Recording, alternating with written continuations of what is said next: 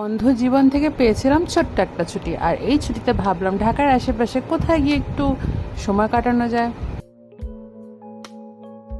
তাই গুগল একটু রিসার্চ করে চলে গেলাম শরীফ পার্কে, যেটা আছে কেরানীগঞ্জে। ঢাকার খুব কাছে ছোটোখাটো একটা পার্ক, যেটার মধ্যে আছে ফুড কোর্ট, বাচ্চাদের খেলার জায়গা, প্লাস একটা সুইমিং পুল, প্লাস একটা ছোট্ট মার্কেট টাইপের। সো একটা টাইম স্পেন্ড করার জন্য খারাপ না জায়গাটা। আর হ্যাঁ, স্পেশালি ছবি তোলার জন্য এখানে অনেকগুলো স্পট আছে,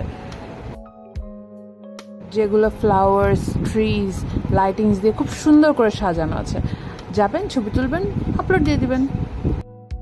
এখানে বেশ অনেকগুলো খেলার অ্যাক্টিভিটিস রয়েছে, একদম বাচ্চাদের থেকে শুরু করে একটু বড়দের পর্যন্ত সবাই এগুলো খেলতে পারবে।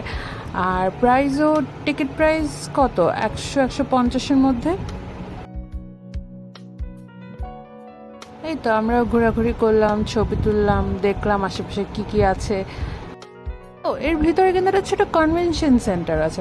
আর বলতে ভুলে গেছি, এটার এন্ট্রি ফি হচ্ছে 100 টাকা। আমরা একটু ঘুরে ঘাড়ে একটা 90 মুভি দেখলাম, মুভিটা ভালো ছিল।